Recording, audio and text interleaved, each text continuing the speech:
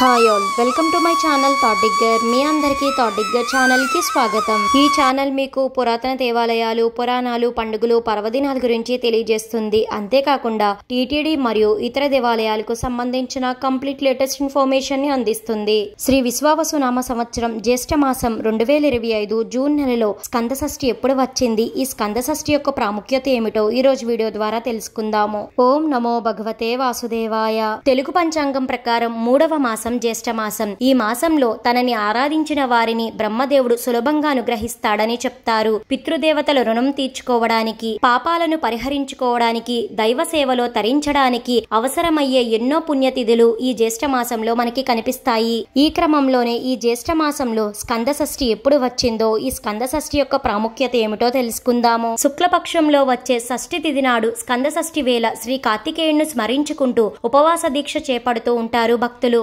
శివపార్వతుల కుమారుడైన శ్రీ సుబ్రహ్మణ్యేశ్వర స్వామి వారు ఈ రోజున పూజలు అందుకుంటారు. ఈ స్వామి వారినే కుమారస్వామి, షణ్ముఖుడు, స్కంద, కార్తికేయుడు అనే వివిధ పేర్లతో భక్తులు భక్తితో పిలుచుకుంటూ ఉంటారు. అందుకనే ఈ పవిత్రమైన రోజున చాలా మంది భక్తులు ఉపవాస దీక్షను చేపట్టి స్కంద షష్ఠి వ్రతాన్ని చేపడతారు. ఈ పవిత్రమైన రోజున శ్రీ కుమారస్వామి వారికి ప్రత్యేక పూజలు చేసి సంతానం కోసం, పిల్లల క్షేమం కోసం, సుఖ సంతోషాల కోసం, తమ కోరికలు నెరవేరడం కోసం, గ్రహ దోషాల నివారణ కొరకు, మరీ ముఖ్యంగా కాలసర్ప దోషం, నాగదోషం, రాహుకేతుల దోషాల నివారణ కోసం భక్తులు ఈ స్కంద షష్ఠి రోజున ఉపవాసంతో పాటు కొన్ని పరిహారాలను పాటిస్తూ ఉంటారు. శ్రీ విశ్వావసునామ సంవత్సరం జ్యేష్ఠ మాసం మే 31వ తేదీన రాత్రి 12:40 పంచమి తిథి ముగుస్తుంది. ఆ తదుపరి శుక్లపక్ష షష్ఠి తిథి ప్రారంభమవుతుంది. జూన్ 1వ తేదీ ఆదివారం రాత్రి 12:12 శుక్లపక్ష షష్ఠి తిథి ముగుస్తుంది. ఈ క్రమంలోనే జూన్ 1వ తేదీ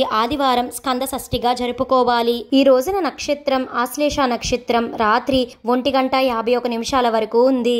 ఈ రోజున నైవేద్యంగా చిమ్మిలి, చలిమిడి, పాలు, పండ్లు, కొబ్బరికాయ సమర్పించాలి. ఈ రోజున స్వామివారికి అత్యంత ప్రీతికరమైన అభిషేకాన్ని నిర్వహించుకుంటే మంచిది. గృహమునందు నిర్వహించుకోలేము అనుకునేవారు దేవాలయంలో నిర్వహించుకోండి. ఈ రోజున స్కంద షష్ఠి కవచం, స్కంద పురాణం, శ్రీ సుబ్రహ్మణ్యేశ్వర స్వామి వారి కరావలంబ స్తోత్రం పఠించడం ఎంతో ఉత్తమం. వీటిని పఠించలేమో అనుకునేవారు శ్రీ సుబ్రహ్మణ్యేశ్వర స్వామి వారి అష్టోత్తర శతనామావళి కానీ, ఓం శరవణ భవ అనే మంత్రాన్ని కానీ భక్తితో పఠించండి, ఎంతో మంచిది. తెలుసుకున్నారు కదండి, 2025 జూన్ నెలలో జ్యేష్ఠ మాసంలో స్కంద షష్ఠి ఎప్పుడు వచ్చింది, స్కంద షష్ఠి యొక్క ప్రాముఖ్యత ఏమిటో ఈ వీడియో మీకు ఎంతగానో ఉపయోగపడుతుందని అనుకుంటున్నాను. మీ సపోర్ట్ కోసం ఈ వీడియోని లైక్ చేసి షేర్ చేయండి. ఇలాంటి మరెన్నో వీడియోస్ కోసం థాట్ డిగ్గర్ ఛానల్ ని సబ్స్క్రైబ్ చేసి అక్కడ ఉన్న బెల్ ఐకాన్ క్లిక్ చేయండి. ఓం నమో నారాయణాయ. శ్రీ వల్లి దేవసేన సమేత శ్రీ సుబ్రహ్మణ్యేశ్వర స్వామియే నమః. Thank you for watching.